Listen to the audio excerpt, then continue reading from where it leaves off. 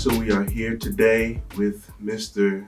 Johnny M. Lunsford and Mrs. Dorothy J. Lunsford. And so we want to speak with you all today about your lives together, your upbringing in Person County, the work you've done in the community, all the experiences that you've had. So we're going to start with you, Mr. Lunsford. Please tell us about growing up here in Person County. Well, I was born in Person County in March the 8th, 1937. I'm the third of three children, and my parents are Hubert and Rosa Lunsford. And they were just regular, good parents, loving parents. During my youth days in Person County, we didn't have a whole lot that a lot of the other children had in the county, but we were loved by our parents. We had a close-knit family.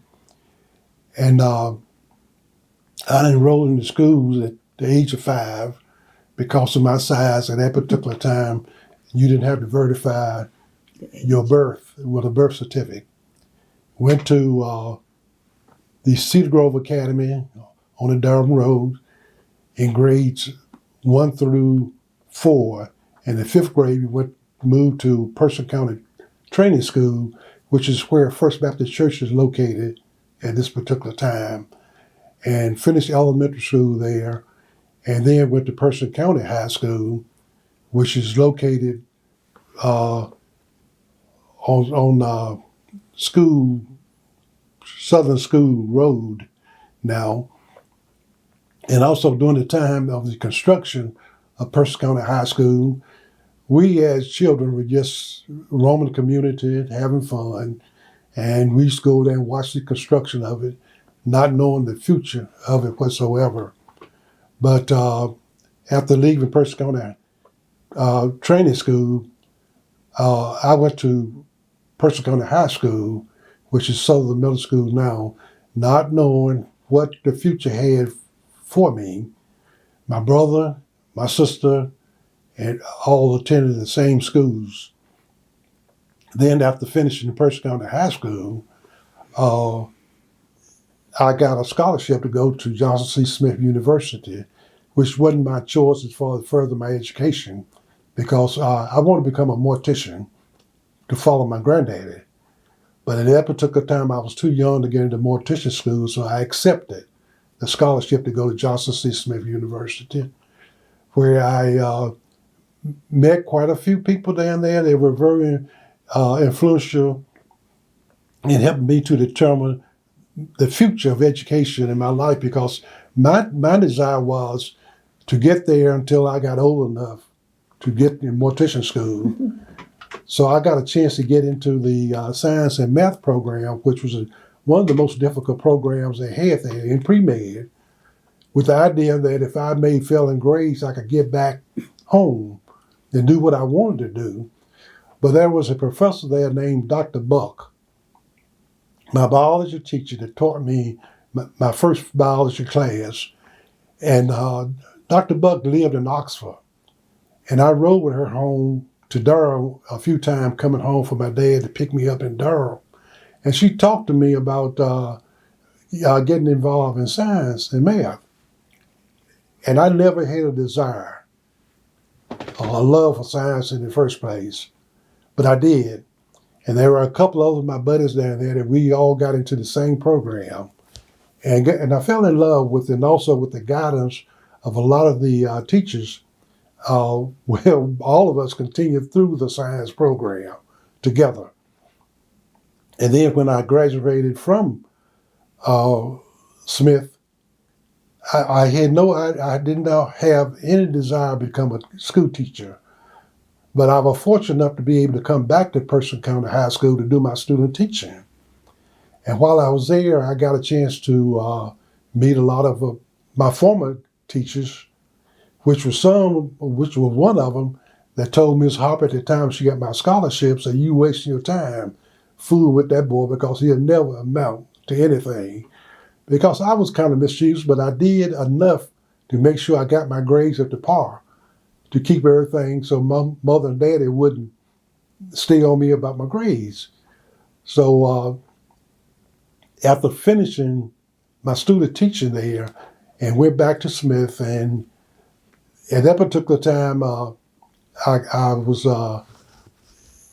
kind of attached to my former girlfriend, which was Dorothy, that we had started talking in elementary school at Person County High School, and we got back connected together and ended up uh, developing a better relationship, and we continued to court each other for a while, and then ended up getting married.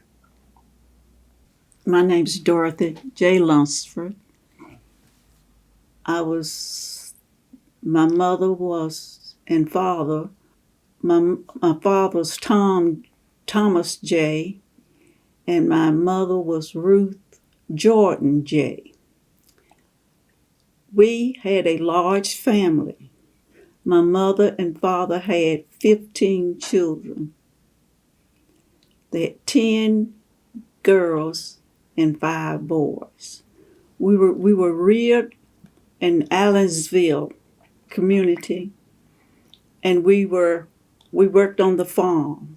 And when we were living on the farm, we caned everything.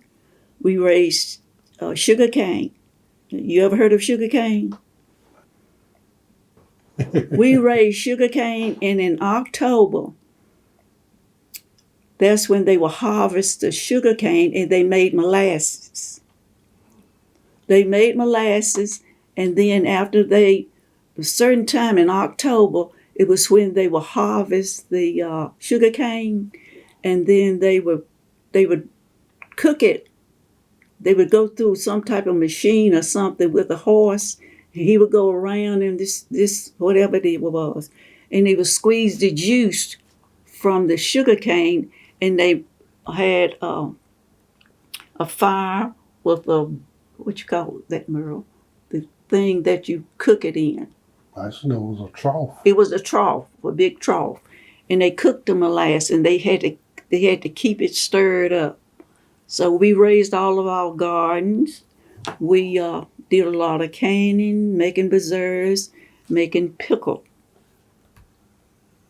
So we raised everything that we, even the chickens. We raised the chickens that we had to eat. And we had the pigs, we raised on the farm. We had the pigs, and certain time of year they would, have to go do the killing of the hogs and all of that type stuff. So I was quite experienced with stretching the whatever we had to do. We grew up in the church. We grew up in the church, and we knew it was no such thing. We not going to church.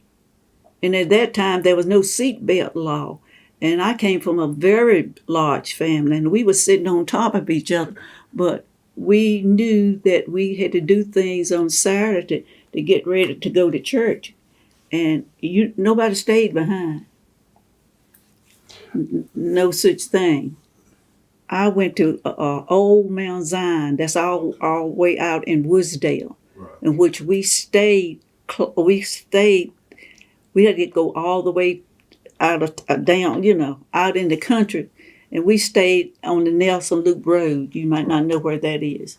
It was about 5 or 6 miles out from Roxborough. That's where we stayed. If you heard of Cedar Grove Church, we stayed down in that area. My daddy was a deacon there, and as he grew up, we learned that he stole my mother from the church on a horse and buggy. So his roots was at Old Mount Zion, and he became to be a deacon there. So we had to go all the way across town to go to Old Mount Zion, which we were closer to Cedar Grove. But they had church the same Sunday that Old Mount Zion did, which was second Sunday. And a lot of time when we didn't go to church, to our church, we would go to the other churches in the community.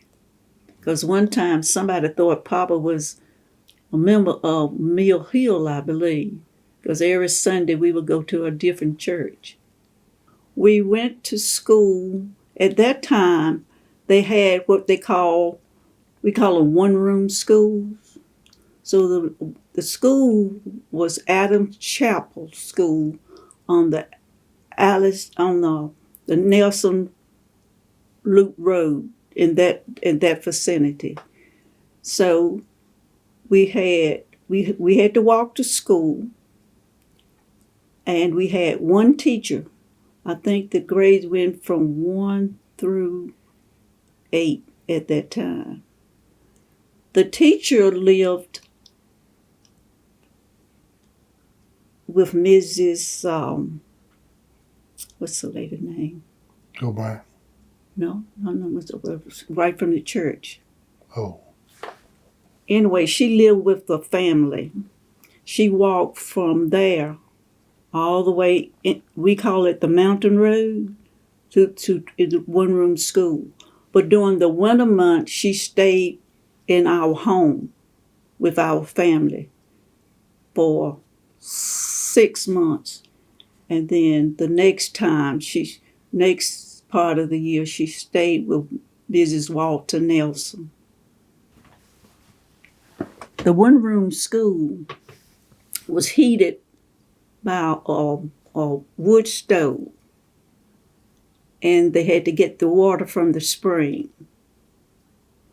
So from there, we came up to what they call Person County Training School, where the First Baptist Church was. So I started there in the 4th grade, and I went there from the 4th grade through the 8th grade.